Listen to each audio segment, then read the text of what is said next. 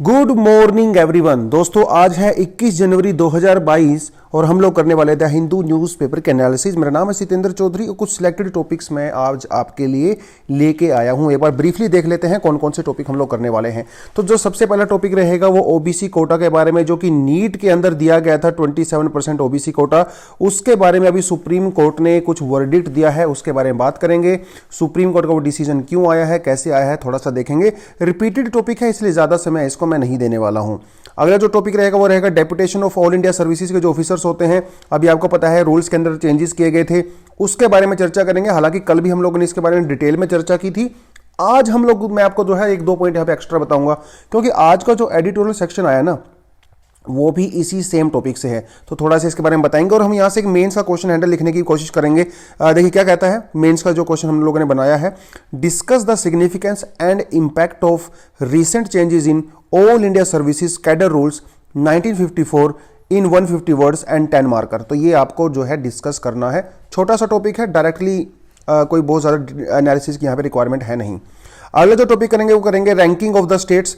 हमारी जो environmental ministry है उसने कुछ चेंजेस किए हैं और जिसके बेसिस पे वो कुछ स्टेट्स को रैंक देने वाली है। वो चेंजेस क्या है, रैंकिंग कैसे डिसाइड होगी, उसका इंप्लीकेशन क्या होगा हमारी इकोलॉजी के ऊपर और एनवायरमेंट के ऊपर, उसको हम यहाँ पे डिस्कस करेंगे। यहाँ पे भी हम लोगों ने एक मेंस के बेसिस पे जो है क्वेश्चन बनाया, आप यहाँ पे देख सकते हो।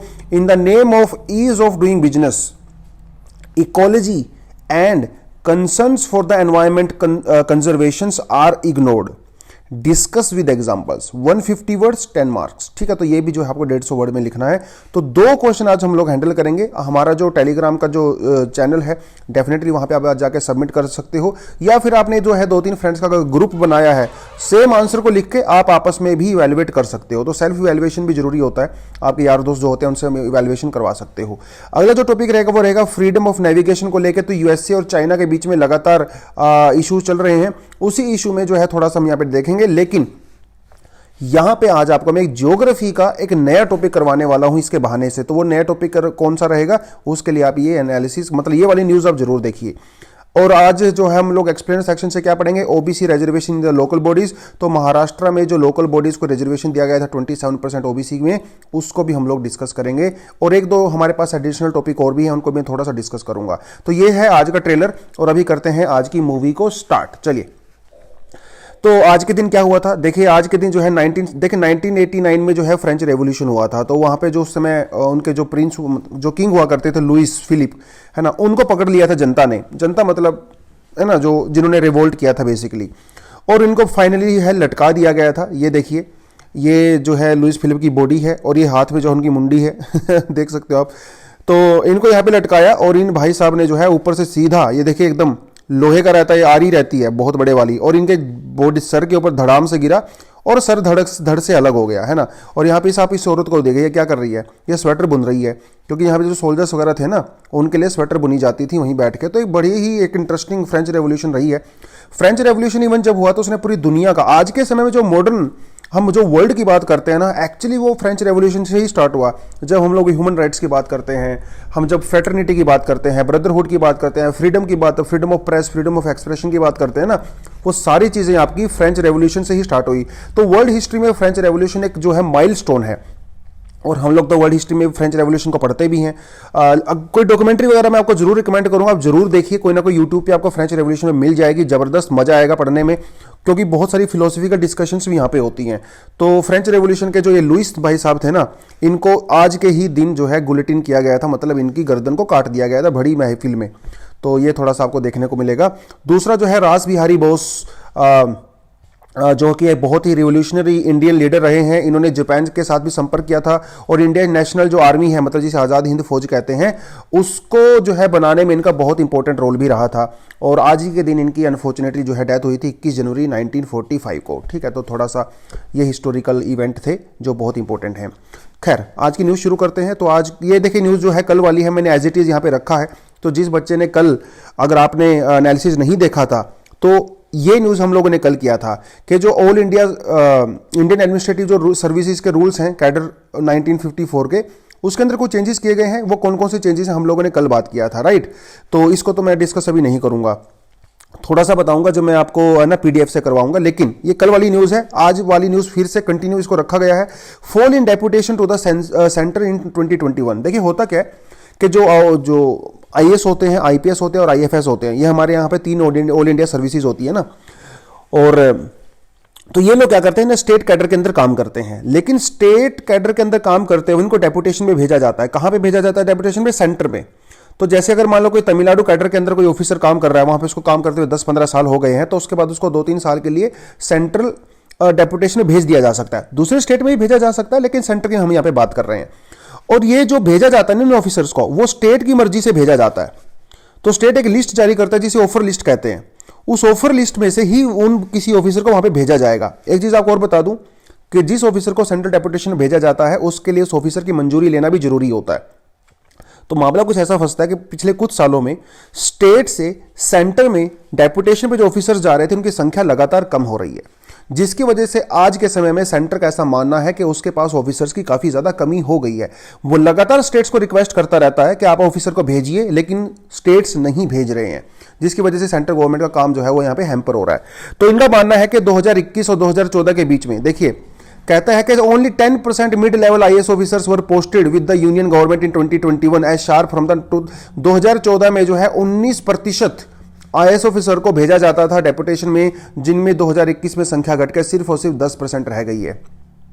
तो सोच के आप इसी में ही सोच सकते हो, कोई ज्यादा यहां पे बड़ी बात है नहीं।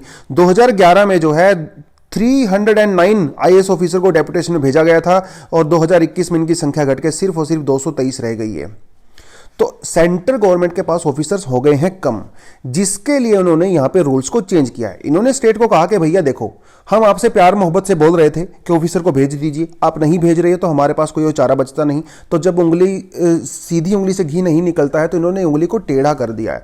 टेढ़ा करने का मतलब इन्होंने रूल्स के अंदर चेंज कर दिए हैं। तो आज के समय में स्टेट गवर्नमेंट को यह मैंडेटरी कर दिया गया है कि आज आपको कुछ ऑफिसर्स सेंट्रल डेपुटेशन के ऊपर भेजने ही पड़ेंगे, मतलब मैंडेटरी कर दिया गया है। और अगर आप उस समय के अंदर उनको नहीं भेजते हो तो भैया उस ऑफिसर को हम लोग यहां से सस्पेंड भी कर सकते हैं।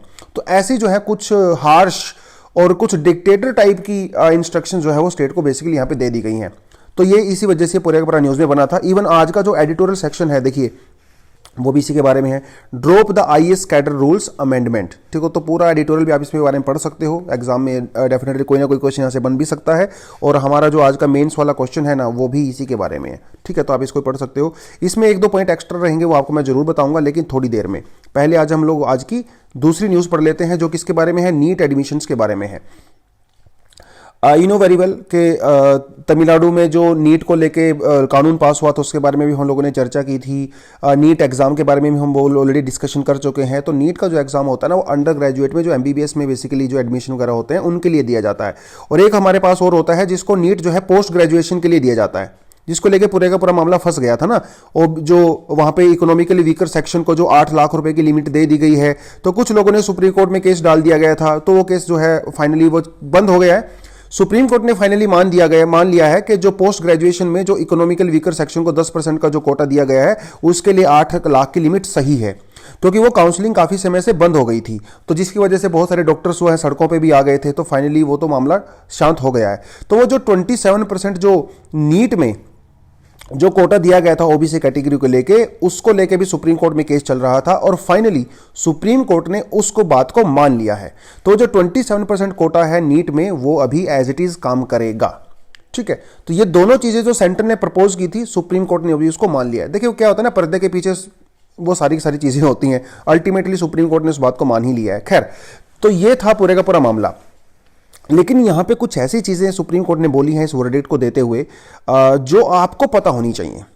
ठीक है, देखिए इन्होंने कहा कि देखिए तमिलनाडु सरकार का क्या कहना था। उनका कहना था कि सर ये जो नीट है ना, उस नीट की वजह से हमारे यहाँ पे जो सरकारी स्कूल में पढ़ने वाले बच्चे हैं ना, वो एडमिशन्स नहीं ले पाते हैं। सिर्फ बड़े बड़े प्राइवेट स्कूल वाले बच्चे एडमिशन ले पाते हैं, या फिर वो बच्चे एडमिशन ले पाते हैं जो कोचिंग इंस्टीट्यूट की हाई फीस को अफोर्ड कर सकते हैं। तो सरकारी स्कूल में पढ़ने वाला बच्चा कहाँ जाएगा। तो नीट की वजह से क्या होता है, देखिए पहले ना हर स्टेट का एग्जाम अलग अलग होता था, जो स्टेट स्पॉन्सर्ड जो एमबीबीएस कॉलेज होते थे। तो नीट में जो है वो सबको बराबर कर दिया गया। पूरे देश में अभी सिर्फ एक ही एग्जाम होगा जिसके बेसिस पे सेंट्रल कॉलेजेस में और स्टेट कॉलेजेस में एडमिशन होते हैं। तमिलनाडु इसके अगेंस्ट में था, केरला वगैरह भी अगेंस्ट में थे, इवन महाराष्ट्र भी था। तो उसमें बात यह हुई कि सुप्रीम कोर्ट ने कहा कि देखिए, जो नीट का एक सिंगल एग्जाम होता है ना, इसको जो है हम लोग इक्वालिटी ऑफ अपॉर्चुनिटी बोल सकते हैं, क्योंकि जब एक एग्जाम होगा तो सारे के सारे बच्चे एक ही लेवल के ऊपर आ जाते हैं। ठीक है, एक लेवल के ऊपर जब बच्चा आगे एग्जाम देता है तो सबके लिए जो है वो बराबर फील्ड हो जाता है। अब जिसमें भैया जितना टैलेंट है, जो जितना मेहनत कर सकता है, आप उस करिए, आप उस एग्जाम को क्लियर कीजिए और आप अब MBBS में जो है एडमिशन ले सकते हो। लेकिन सुप्रीम कोर्ट ने इसके अलावा और भी कई चीजें कही। उन्होंने कहा कि competitive examination do not reflect economic social advantage which is accrued to the some classes. अब देखिए, जो मान लो नीट का एग्जाम है, अब नीट का एग्जाम एक ऐसा आदमी भी देगा जिसके पापा डॉक्टर हैं, जिसकी मदर डॉक्टर हैं, और नीट का एग्जाम एक ऐसा बच्चा भी देगा जिसके पापा जो है फार्मर हैं। Are you getting this point? अब कहने का तो आप नीट का एग्जाम दे रहे हो एक ही लेवल पे बैठ के, लेकिन क्या इनकी जो सोशल जो एडवांटेज है इन वाले को, दूसरे वालों को, तो क्या वो फार्मर के बच्चे को भी मिलेगा? बिल्कुल नहीं मिलेगा। तो ये सुप्रीम कोर्ट ने इस बात को भी माना है कि जो बच्चे सोशली बहुत एडवांस बैकग्राउंड से आते हैं, इकोनॉमिकली एडवांस बैकग्राउंड से आते हैं, डेफिनेटली उनको बेनिफिट होता है, लेकिन जो पहले सिस्टम चल रहा था उसके कंपैरिजन में अभी भी बेटर है। इन्होंने कई चीजें और भी बोली हैं। इन्होंने ये कहा कि देखिए, merit is not solely of the one's own making. कई लोग ऐसा बोलते हैं ना, यार ये बच्चा तो बहुत इंटेलिजेंट है। तो इनका कहना है कि जो इंटेलिजेंस होती है, जो बच्चे के अंदर मेरिट होती है, वो सिर्फ और सिर्फ उस बच्चे का टैलेंट ही नहीं होता है, उस मेरिट के पीछे उसकी फैमिली बैकग्राउंड भी बहुत मैटर करती है। तो जो अमीर घरों से बच्चे आते हैं या फिर जिनके पेरेंट्स जो है बहुत अच्छी जॉब्स पे होते हैं, तो डेफिनेटली उस बच्चे के अंदर ऑलरेडी क्वालिटीज आ चुकी होती हैं। अनकॉन्शियसली वो बच्चा ऑलरेडी ट्रेंड हो चुका होता है, उसका कम्युनिकेशन स्किल बहुत एडवांस लेवल का होता है, उसका कॉन्फिडेंस लेवल बहुत एडवांस लेवल का होता है, उसकी जो सोशल जो बॉन्डिंग होती है वो एडवांस लेवल की होती है, उसकी जो एस्पिरेशन होती है वो बहुत एडवांस लेवल की होती है। वहीं पे जो दूसरा बच्चा फार्मर, अगर किसी के पेरेंट्स फार्मर हैं या किसी के पेरेंट्स जो है वो कोई ऑक्यूपेशन और दूसरा ऑक्यूपेशन करते हैं, तो क्या आपको लगता है कि उस बच्चे को उतना ज़्यादा उसका कम्युनिकेशन स्किल होगा? नहीं होगा। उस बच्चे का जो अंडरस्टैंडिंग है उतने लेवल का होगा? नहीं होगा। तो इनका कहना है कि जो बच्चे की मेरिट होती है ना, वो सिर्फ और सिर्फ उस बच्चे का इंडिविजुअल टैलेंट नहीं होता है, बल्कि उसकी फैमिली बैकग्राउंड, उसका स्कूल बैकग्राउंड, उसकी सोसाइटल बैकग्राउंड भी मैटर करती है, जो कि एक बहुत इंपॉर्टेंट टॉपिक है। अब आप सोच के देखिए, आप सब लोग UPSC का एग्जाम दे रहे हो, देखने को तो आप एक ही एग्जाम दे रहे हो, और अगर इसी हिसाब से देखें आप सब बराबर लेवल पे हो, लेकिन आपकी जो स्कूलिंग बैकग्राउंड है, आपकी जो फैमिली बैकग्राउंड है, जिस सोसाइटी में आप रहते हो, वो चीज़ें जो है आपकी सिलेक्शन के अंदर फर्क डाल सकती हैं। तो डेफिनेटली उन बच्चों को एडवांटेज मिलता है जिनकी स्कूलिंग बहुत अच्छे तरीके से हुई है, जिनकी फैमिली में जो है माहौल है, जिनके पेरेंट्स जो है सिविल सर्वेंट हैं, राइट, और जिनकी सोसाइटी में जो है सब ऑफिसर्स होते हैं। उन बच्चों को ऑलरेडी बेनिफिट मिलता है, और उन बच्चों के कंपैरिजन में जो कि बहुत रूरल बैकग्राउंड या बिल्कुल नहीं है, लो इनकम बैकग्राउंड से आता है, ऐसा सुप्रीम कोर्ट का मानना है। हालांकि किसी ना किसी केस में आप देखते हो कि फार्मर के बच्चे ने टॉप कर दिया, वो रेयर केसेस होते हैं, लेकिन ऑन एन एवरेज अगर आप देखोगे ना, तो जो लोग एक बहुत ही फॉरवर्ड बैकग्राउंड से आते हैं वो ज्यादा सिलेक्शन पाते हैं। तो किसी लाखों करोड़ों में किसी एक केस को देख के मत सोचा करो, एवरेज चीजों को जो है हम लोग यहां पे देखेंगे। ये इन्होंने कहा है, सुप्रीम कोर्ट के जज ने भी इस बात को माना है। उन्होंने ये भी कहा है कि जो एक पर्टिकुलर एग्जाम होता है ना, वो आपकी पूरी जिंदगी की मेरिट को डिसाइड नहीं कर सकता। कि अगर किसी बच्चे ने टॉप किया है किसी एग्जाम में, तो ये मतलब जरूरी नहीं कि आने वाली लाइफ में भी वो टॉप पे रहेगा। If a high scoring candidate does not use his talent to perform good actions, it would be difficult to call them meritorious merely because they scored in the higher exam. देखिए, ये जो है कर्नाटका का एक case हुआ था, वहां पे एक ऑफिसर थे, IPS ऑफिसर थे, और उनका बहुत अच्छा रैंक भी आया था, और उनके एथिक्स में जो है इंडिया में टॉप नंबर आए थे, सबसे ज्यादा टॉप किया था उन्होंने एथिक्स वाले पेपर में, लेकिन वो बाद में चीटिंग करते हुए पकड़े गए। तो सिर्फ किसी एक पर्टिकुलर एग्जाम में आपने टॉप कर दिया है, इसका मतलब ये नहीं है कि आप मेरिटोरियस हो। आपके एक्शंस डिसाइड करते हैं कि भैया आप कितने मेरिटोरियस हो, rather than your high scoring, मतलब जो आपने किसी एग्जाम में हाई स्कोर हासिल किया है। आप इस बात को समझ रहे हो ना, बहुत सारे आईपीएस ऑफिसर, आईएएस ऑफिसर रिश्वत लेते हुए पकड़े जाते हैं। आजकल तो गुड़गांव का कितना फेमस केस चल रहा है ना, वो करोड़ों रुपए का उन्होंने खा लिया और अभी भाग गए हैं। मुंबई वाले कमिश्नर का केस आपने देख ही लिया होगा, है ना। तो ऐसा जरूरी नहीं किसी पर्टिकुलर एग्जाम में आपने टॉप किया हो वो आपकी पूरी लाइफ आपको वो डिसाइड कर सकता है। डिपेंड करता है कि आप एक्शन कैसा लेते हो। अब सपोज करिए कि बच्चा बहुत अच्छा है पढ़ने में, उसको समझ भी बहुत अच्छी है, लेकिन वो एग्जाम से 2 दिन पहले बीमार हो गया, तो एग्जाम में तो अच्छी परफॉर्म नहीं कर पाएगा। तो क्या इसका मतलब ये थोड़ी ना कि वो बच्चा बिल्कुल ही नालायक है, ऐसा नहीं होता ना। और ऐसा मैं तो कह ही रहा हूं, लेकिन सुप्रीम कोर्ट के जज भी सेम बात को बोल रहे हैं। तो कहने का मतलब यह, सारे आर्गुमेंट देने के बाद सुप्रीम कोर्ट ने कहा कि जो 27% का जो ओबीसी कोटा है वो बिल्कुल सही है, तो उनकी काउंसलिंग वगैरह की जाए और बच्चों को अंडर ग्रेजुएट जो एमबीबीएस वगैरह में एडमिशन लेना है उनको दिया जाए। तो ये पूरे का पूरा मामला था। मैं थोड़ा सा भावनाओं में बह के थोड़ा सा डिटेलिंग में चला गया, लेकिन ठीक है, समझ में चीज़ आपको आना चाहिए। देखिए, नॉलेज आसान है, ठीक है। देखिए, एक लेवल होता है इन्फॉर्मेशन का। जब आप इन्फॉर्मेशन गैदर करते हो तो इन्फॉर्मेशन जो गैदर करना सबसे आसान काम है इस दुनिया में। इंफॉर्मेशन सबसे आसान काम है क्योंकि हर जगह इंफॉर्मेशन आपको मिल जाएगी।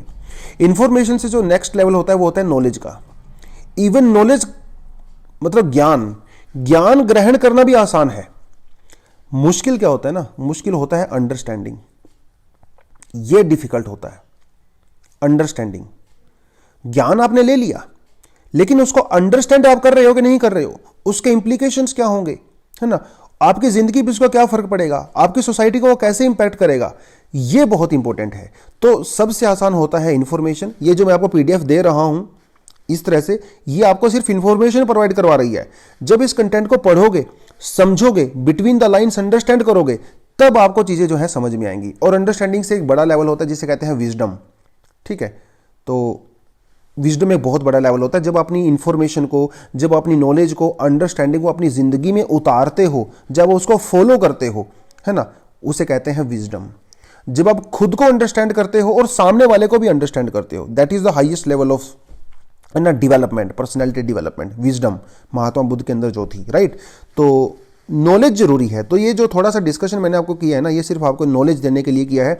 अंडरस्टैंडिंग आपको धीरे धीरे समझ में आएगी जब आप चीज़ों को रिवाइज करोगे। खैर, आगे बढ़ते हैं। तो वही जो आईएएस कैडर वाला रूल है, उसके अंदर मैं 2 पॉइंट सिर्फ ऐड करना चाहूंगा जो इस एडिटोरियल सेक्शन में दिए गए हैं। यहां से हम उसको देख सकते हैं, ठीक है। एक पॉइंट जो यहां पे दिया गया, देखिए, लॉन्ग टर्म डैमेज। इनका कहना है कि जो रूल के अंदर चेंज हुए हैं ना भैया, इससे लॉन्ग टर्म डैमेज होगा। कहां चला गया, ये रहा, ठीक है। कैसे होगा लॉन्ग टर्म डैमेज? काफी इंटरेस्टिंग पॉइंट है, ध्यान से देखिए। इन्होंने कहा कि जो सेंट्रल डेपुटेशन पे जो ऑफिसर्स को बुलाया जाएगा स्टेट से, अब सेंटर क्या करेगा ना, उसको चुन चुन के बुलाएगा। सेंटर उन ऑफिसर्स को सेंटर डेपुटेशन में बुलाएगा जो सेंटर को लगता है कि वो तुम्हारे काम के हो सकते हैं। इसमें बहुत बार ना पॉलिटिकल बायसनेस भी हो सकती है। कई बार ऐसा होता है, कुछ आईएएस ऑफिसर्स या कुछ ऑल इंडिया जो ऑफिसर्स होते हैं वो सेंट्रल गवर्नमेंट के काफी क्लोज होते हैं, तो उनको भी सेंटर टारगेट कर सकता है कि अच्छा, ये सेंटर की हेल्प, स्टेट की हेल्प कर रहे हैं, इनको यहां पे बुला लिया जाए। तो इससे क्या होगा, इससे जो ऑल इंडिया जो ऑफिसर्स होते हैं उनकी ईमानदारी के ऊपर, उनकी लॉयल्टी के ऊपर और उनकी इंडिपेंडेंस के ऊपर जो है क्वेश्चन मार्क आ जाता है। तो जब सेंटर चुन चुन के ऑफिसर्स को बुलाने लगेगा ना, तो उससे जो है पूरे जो ऑल इंडिया सर्विसेज है उसकी इंडिपेंडेंस के ऊपर, इंपार्शियलिटी के ऊपर जो है वो असर पड़ेगा। अभी तो स्टेट अपनी मर्जी से भेजता है, लेकिन अगर सेंटर जबरदस्ती बुलाएगा तो देखिए, जबरदस्ती कोई भी चीज करोगे तो नुकसान उसका होने ही वाला है, राइट। एक तो यहां पे ये चीज हो गई। तो इससे क्या हो सकता है, इससे धीरे धीरे जो ऑल इंडिया सर्विसेज के लिए जो चार्म है वो कम हो सकता है ना। और धीरे धीरे जो है ऐसा भी हो सकता है फ्यूचर में, आने वाले कुछ 10, 20, 50 साल में, कि जो आईएएस ऑफिसर के लिए जो लोगों की जो रिस्पेक्ट है वो भी कम हो सकती है। तो ये इसका एक लॉन्ग टर्म इंपैक्ट यहां पे हो सकता है। दूसरी चीज यहां पे क्या हो सकती है, देखिए, दूसरी चीज यहां पे ये हो सकती है कि जब सेंटर स्टेट को अगर डिक्टेट करेगा तो स्टेट क्या कर सकता है, स्टेट आईएएस ऑफिसर को प्रेफरेंस देने की बजाय जो स्टेट पीसीएस से ऑफिसर्स निकलते हैं ना, उनको प्रेफरेंस देना शुरू कर देगा। ऐसा भी हो सकता है ना, डेफिनेटली हो सकता है।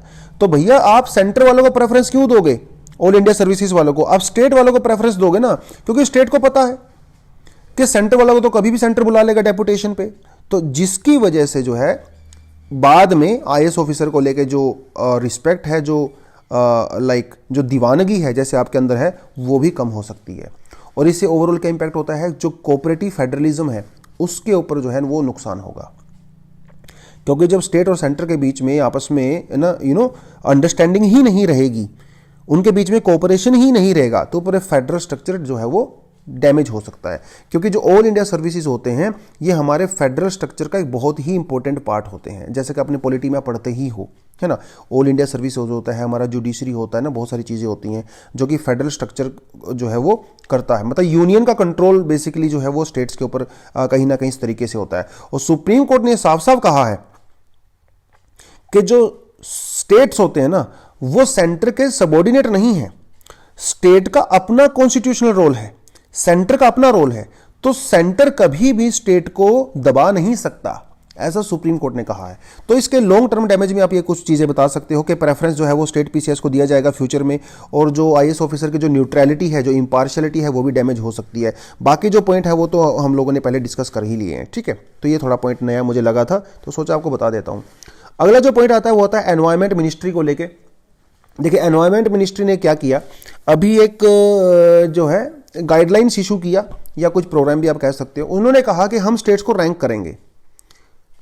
किस बेसिस पे रैंक करेंगे वो थोड़ा को मैं बता देता हूं। देखिए जैसे मान लो आपको कोई फैक्ट्री लगानी है, मान लो आपको कोई फैक्ट्री लगानी है उत्तराखंड में जो है किसी जगह पे, मान लो आपको जो है मसूरी के अंदर कोई फैक्ट्री लगानी है, ठीक है, मसूरी के अंदर। तो होगा क्या, उसके लिए आपको क्लियरेंस लेना पड़ेगा, है ना, क्लियरेंस लेना पड़ेगा। एनवायरमेंटल क्लियरेंस की बेसिकली मैं बात कर रहा हूं यहाँ पे। अगर छोटी फैक्ट्री है, ज़्यादा बड़ी नहीं है, तो उसको कैटेगरी बी के अंदर रखा जाता है। हमारा जो एनवायरमेंट इंपैक्ट असेसमेंट होता है ना, वो ऑलरेडी आप लोग पढ़ चुके हैं शंकर आईएएस के अंदर। उसके अंदर जो कैटेगरी बी के अंदर प्रोजेक्ट होते हैं वो होते हैं छोटे प्रोजेक्ट, और इस छोटे प्रोजेक्ट की क्लियरेंस के लिए आपको जो है स्टेट एनवायरमेंटल इंपैक्ट असेसमेंट की मंजूरी लेनी पड़ती है। जब वो आपको क्लियरेंस देगा ना तभी आप वहां पे फैक्ट्री लगा पाओगे। एक होते हैं हमारे कैटेगरी ए वाले प्रोजेक्ट जो कि बहुत बड़े प्रोजेक्ट होते हैं, उनके लिए जो है हमारा मेन जो सेंटर वाला एनवायरमेंट इंपैक्ट असेसमेंट होता है वो क्लियरेंस देता है। अब होता क्या है, ये जो असेसमेंट किया जाता है, ये जो क्लियरेंस दिया जाता है, इसमें समय लग जाता है, जिसकी वजह से बहुत बार वो प्रोजेक्ट जो है वो होल्ट हो जाते हैं और कई सालों तक उन पे काम हो ही नहीं पाता। मतलब मोदी जी गए, उन्होंने फीता काट दिया, लेकिन पता लगा 5 साल तक जो है उस पे वहां पे जो है कंस्ट्रक्शन स्टार्ट ही नहीं हुआ। क्यों नहीं हुआ? क्योंकि एनवायरमेंटल क्लियरेंस नहीं मिला। और हमारी कंट्री में, इवन बहुत सारी कंट्रीज में ये समस्या है कि एनवायरमेंटल क्लियरेंस नहीं मिल पाता है, जिसकी वजह से प्रोजेक्ट नहीं हो पाते, जिसकी वजह से डेवलपमेंट नहीं हो पाता। यह समस्या तो है, ठीक है। अब इस समस्या को दूर करने के लिए सेंटर ने एक चीज इंट्रोड्यूस की। उन्होंने कहा कि हम स्टेट्स को रैंक देंगे। जो स्टेट जितना जल्दी एनवायरमेंटल क्लियरेंस देगा ना, उसको हम उतनी हायर रैंकिंग पे रखेंगे। अगर कोई स्टेट 80 दिन के अंदर अंदर अपनी एनवायरमेंटल क्लियरेंस दे देता है तो उसे हम लोग 2 पॉइंट देंगे। अगर कोई 105 दिन के अंदर देता है तो उसको हम लोग 1 पॉइंट देंगे। मतलब जैसे जैसे आपका क्लियरेंस के दिन बढ़ते चले जाएंगे, ऐसे ऐसे आपके पॉइंट भी कम होते चले जाएंगे। और भी मतलब ये पूरा पॉइंट सिस्टम खैर एग्जाम के लिए इंपॉर्टेंट नहीं है, लेकिन हमारी समझने की जरूरत है कि जितना जल्दी एनवायरमेंटल क्लियरेंस मिलेगा उतना जल्दी कंस्ट्रक्शन स्टार्ट होगा, जितना जल्दी कंस्ट्रक्शन होगा उतना ही जल्दी वो प्रोजेक्ट फिनिश होगा और वहां पे डेवलपमेंट आएगा। ऐसा सेंटर का मानना है। सेंटर का कहना है कि इसको मैं ईज ऑफ डूइंग बिजनेस के लिए कर रहा हूं, तो जो प्रोजेक्ट सालों साल से लटकते रहते हैं वो भी जल्दी क्लियर हो जाएंगे। लेकिन इस प्रोजेक्ट को लेके बहुत सारे डाउट भी यहाँ पे क्रिएट हो गए हैं। एनवायरमेंटलिस्ट लोगों का यह मानना है कि ये जो प्रपोजल आया है सरकार से रैंकिंग देने वाला, ये हमारे एनवायरमेंट और इकोलॉजी को डैमेज कर सकता है। क्यों करेगा? सीधी सी बात है भैया, अगर आप एनवायरमेंटल इंपैक्ट असेसमेंट कर रहे हो तो उसमें तो समय लगेगा ना, क्योंकि उसमें आपको बहुत सारे स्टेक होल्डर्स को बिठाना पड़ेगा, बातचीत करनी पड़ेगी, समझना पड़ेगा। तो इस नए गाइडलाइन से क्या होगा कि स्टेट जो है वो जल्दी से जल्दी प्रोजेक्ट को क्लियर करने की कोशिश करेंगे, क्योंकि उनको रैंकिंग में ऊपर आना है। रैंकिंग में ऊपर आएंगे तो इन्वेस्टमेंट आएगा, इन्वेस्टमेंट आएगा तो वहां पे ग्रोथ आएगा।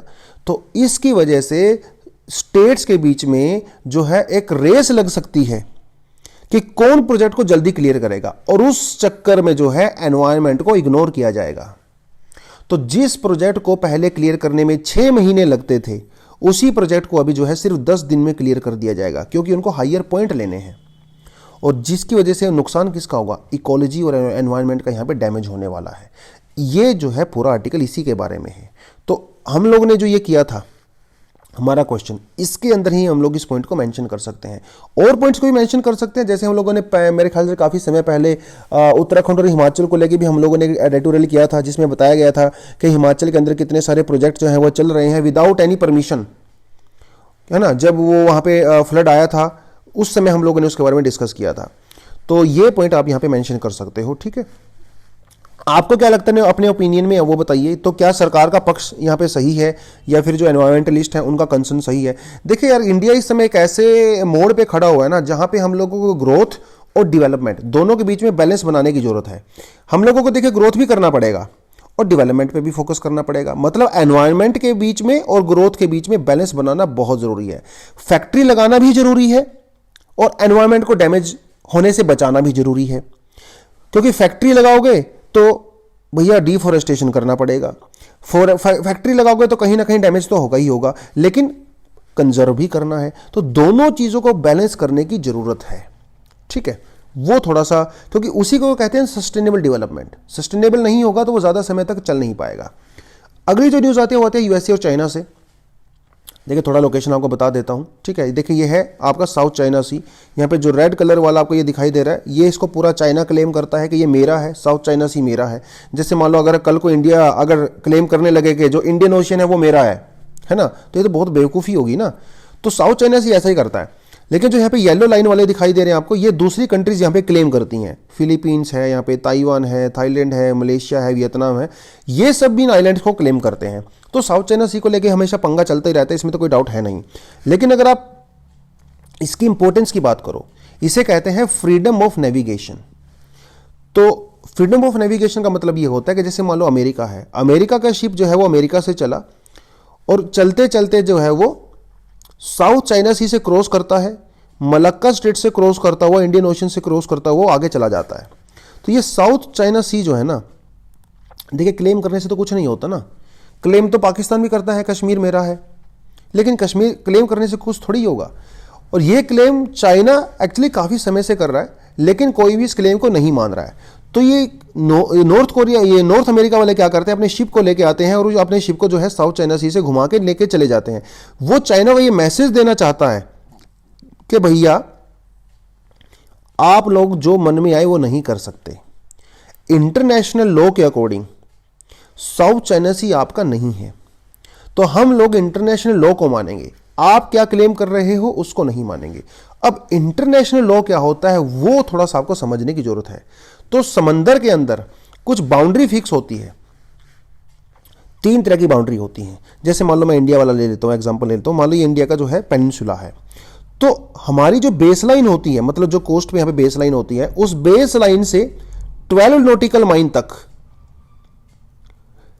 उसको कहते हैं टेरिटोरियल वाटर्स। क्या कहते हैं? टेरिटोरियल वाटर या टेरिटोरियल सी भी कह सकते हो।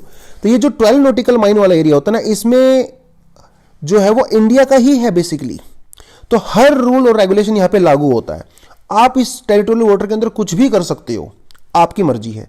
टेरिटोरियल वाटर्स के ऊपर का जो एयर स्पेस है, हवा जो होती है, वो भी इंडिया के कंट्रोल में होती है, और इसका जो बॉटम होता है वो भी इंडिया के कंट्रोल में होता है। तो टेरिटोरियल वाटर तक आपकी कंप्लीट सोवरेनिटी होती है। आप जो मर्जी करिए, कोई आपको कोई सवाल नहीं पूछ सकता। लेकिन 12 नॉटिकल माइल से लेके आगे नेक्स्ट 12 नॉटिकल माइल को बोलते हैं कंटिगुअस जोन। याद रखना इसको, कंटिगुअस जोन। तो कंटिगुअस जो जोन होता है ना, इसके अंदर क्या होता है, इसके अंदर भी आपकी सोवरेनिटी होती है, लेकिन वो सोवरेनिटी थोड़ी सी लिमिटेड होती है। जो इसका एयर स्पेस होता है वो आपके कंट्रोल में नहीं होता, जबकि टेरिटोरियल वाटर में एयर स्पेस भी कंट्रोल में होता है आपके। एक तो आपको ये चीज समझनी पड़ेगी। दूसरी चीज, जब टेरिटोरियल वाटर के अंदर कोई शिप आता है, तो उसके लिए उसको आपकी कंट्री का परमिशन लेना जरूरी होता है, ठीक है, जिसे कहते हैं इनोसेंट पैसेज। इसे इनोसेंट पैसेज कहते हैं। तो जो नॉर्मल जो शिप्स होते हैं, है ना, सामान वगैरह ढोते हैं, उसके लिए परमिशन उनको लेना पड़ता है। कंटिगुअस जोन के अंदर भी उनको परमिशन लेना पड़ता है, लेकिन उसमें कुछ एक्सेप्शंस हैं। तो ये चीज आपको समझनी पड़ेगी। उसके अलावा 12 नॉटिकल माइल से लेके 200 नॉटिकल माइल तक इसे बोलते हैं एक्सक्लूसिव इकोनॉमिक जोन। क्या बोलते हैं? Exclusive economic zone. तो यहां पे आपको एक चीज जो फोकस करनी है, जो आपके प्रीलिम्स में पूछा जाएगा, ये पूछा जाएगा कि भैया जो कंटिगुअस जोन होता है, इसको मैं थोड़ा इरेज कर देता हूं। कि आपका जो कॉन्टिग्यूअस जोन होता है ना, देखिए ऊपर डायग्राम में आप देख सकते हो, ये एक्सक्लूसिव इकोनॉमिक जोन के साथ ओवरलैप करता है। ठीक है, एक्सक्लूसिव इकोनॉमिक जोन के साथ ओवरलैप करता है। तो 200 नॉटिकल माइल तक क्या होता है, एक्सक्लूसिव इकोनॉमिक जोन। देखिए इसके नाम में ही लिखा हुआ इकोनॉमिक, इसका मतलब आप सिर्फ यहां पे इकोनॉमिक एक्टिविटी कर सकते हो। ठीक है, आप यहां पे डिफेंस एक्टिविटी नहीं कर सकते। तो यहां पे जो नेचुरल रिसोर्सेज होते हैं आप उनको एक्सप्लॉइट कर सकते हो, कोई दिक्कत नहीं है, कोई प्रॉब्लम नहीं है। ठीक है, तो ये कुछ इसके अंदर रूल्स एंड रेगुलेशंस होते हैं। जो एक्सक्लूसिव इकोनॉमिक जोन से आगे वाला जो एरिया होता है इसे कहते हैं हाई सीज।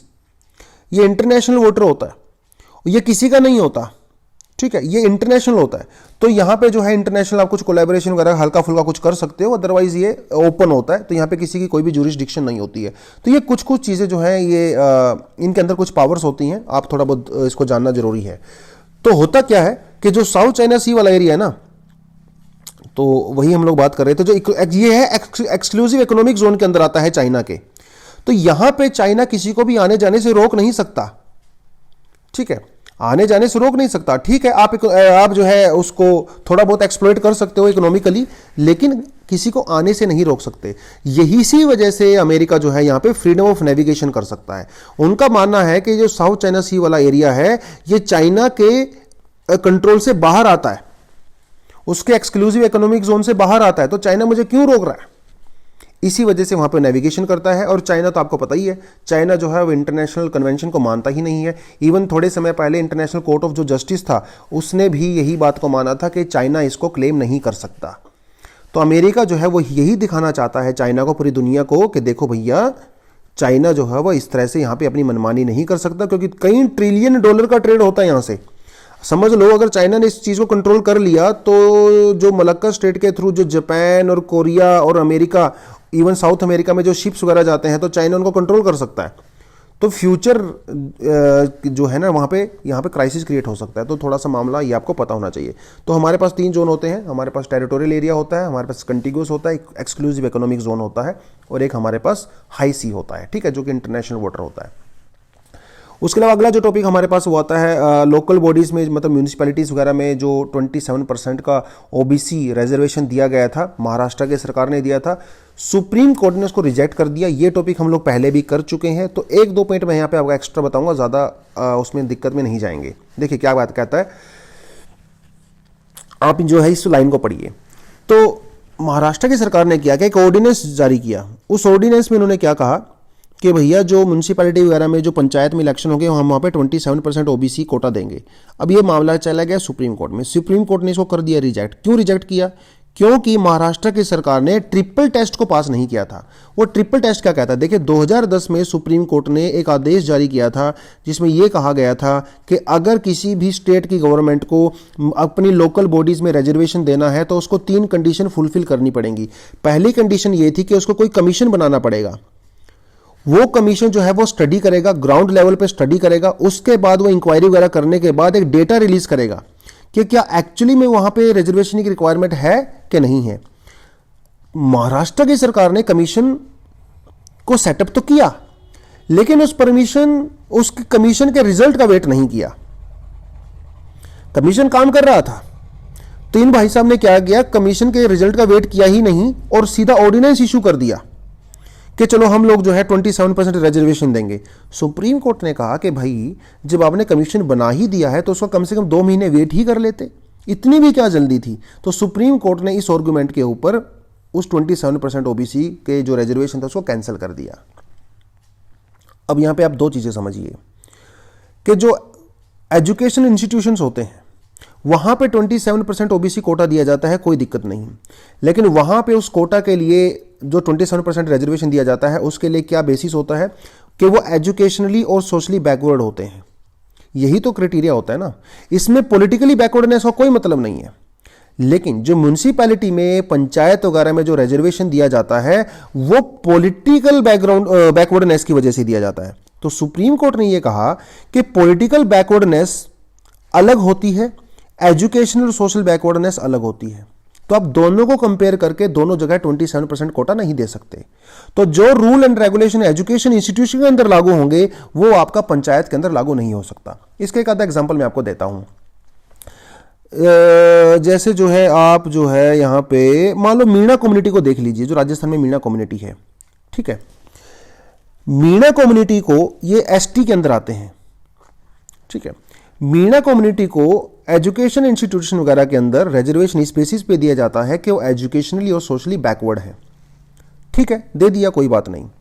लेकिन मीणा कम्युनिटी पॉलिटिकली काफी स्ट्रांग है, तो क्या ये लोग एजुकेशनली और सोशली बैकवर्ड हैं, इसकी वजह से इनको पंचायत के अंदर भी रिजर्वेशन मिलना चाहिए? ऐसा जरूरी नहीं है। जैसे गुज्जर कम्युनिटी है, गुज्जर कम्युनिटी पॉलिटिकली काफी स्ट्रांग है लेकिन एजुकेशनली और सोशली बैकवर्ड है, तो दोनों के क्राइटेरिया अलग अलग होते हैं, ऐसा सुप्रीम कोर्ट ने कहा। सुप्रीम कोर्ट ने महाराष्ट्र की सरकार को यह कहा कि आप 27% वाला जो कोटा है उसको लागू नहीं कर सकते पंचायत में इस बेसिस पे कि वो एजुकेशनली बैकवर्ड है। भैया दोनों चीजें अलग, पॉलिटिकल बैकवर्डनेस अलग होती है, एजुकेशनल बैकवर्डनेस अलग होती है, दोनों चीजों में अलग थोड़ा फर्क समझिए। तो देखिए ये जो पॉइंट मैंने यहाँ पे ब्लू लाइन में लिखा हुआ है ना, इस चीज को समझने की जरूरत है। कहता है the barriers to political participation are not the same as that of the barrier that limit access to education and employment. तो जो लोअर कास्ट वाला जो आदमी होता है उसके पास एजुकेशन नहीं है और ना ही उसके पास एम्प्लॉयमेंट है, लेकिन ये जरूरी नहीं कि लोअर क्लास का पॉलिटिकल पार्टिसिपेशन ना हो। जैसे मान लो आप यूपी का एग्जांपल दे सकते हो, यूपी में जो है मायावती जी जो है वो सीएम थी, तो इसका मतलब जो लोअर कास्ट से एक आदमी आता है वो पॉलिटिकली काफी स्ट्रांग हो सकता है लेकिन एजुकेशनली और सोशली वो बैकवर्ड है। तो दोनों चीजों में फर्क है। तो उन्होंने महाराष्ट्र की सरकार को यही समझाने की कोशिश की। उन्होंने एक चीज और बोली, जब 2010 के अंदर सुप्रीम कोर्ट ने ऑर्डर पास कर दिया है कि आपको ट्रिपल टेस्ट करना पड़ेगा, तो भैया आप उसको इग्नोर क्यों कर रहे हो? इसका मतलब तो सीधी सी बात ये हुई कि आप सुप्रीम कोर्ट के डिसीजन की वैल्यू नहीं करते। अगर आप वैल्यू करते तो कंडीशन को फुलफिल करते। तो सुप्रीम कोर्ट ने इस बात को भी ऑब्जर्व किया कि जो स्टेट्स होते हैं वो पॉलिसी बनाते समय सुप्रीम कोर्ट के डिसीजन को नेग्लेक्ट करते हैं। आपको एक चीज मैं बताता चलूं कि हमारी कंट्री में कानून जो है वो कई तरीके से बन सकता है।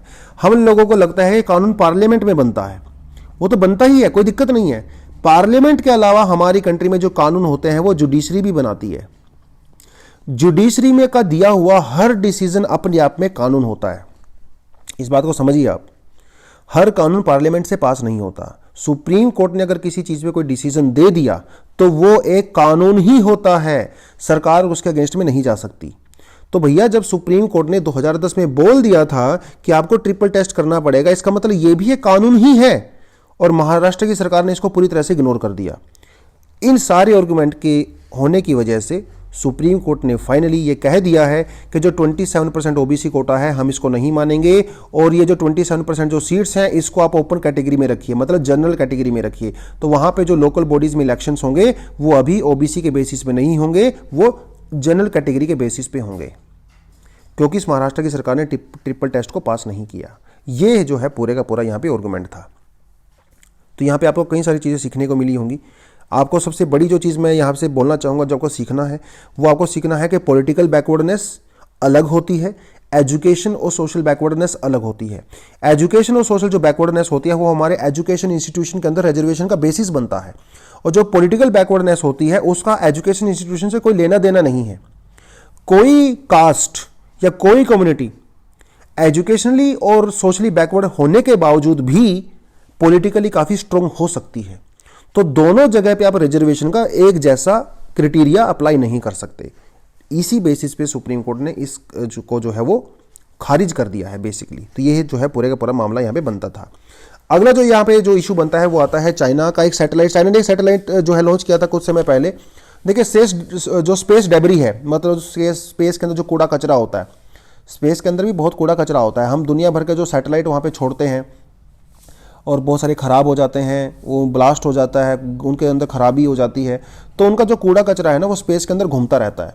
तो चाइना का एक सैटेलाइट वो जो है ब्लास्ट होने से बच गया, क्योंकि वो जो है डेबरी से टकरा जाता था। देखिए वो इतनी हाई स्पीड पे ट्रैवल करते हैं ना, अगर हल्का सा भी उसके अंदर, बिल्कुल हल्का सा भी रेत के कण के बराबर भी अगर कोई एक्सटर्नल ऑब्जेक्ट उससे टकरा जाता है तो वो ब्लास्ट हो जाता है, क्योंकि E=mc² ना, जितना ज़्यादा स्पीड होगा उतनी ही ज़्यादा उसके अंदर एनर्जी होती है, समझ रहे हो। तो चाइना का एक सैटेलाइट रशिया के द्वारा पैदा किए हुए कचरे से टकराने ही वाला था। हार्डली उससे जो है वो 15 मीटर दूर रह गया, हार्डली।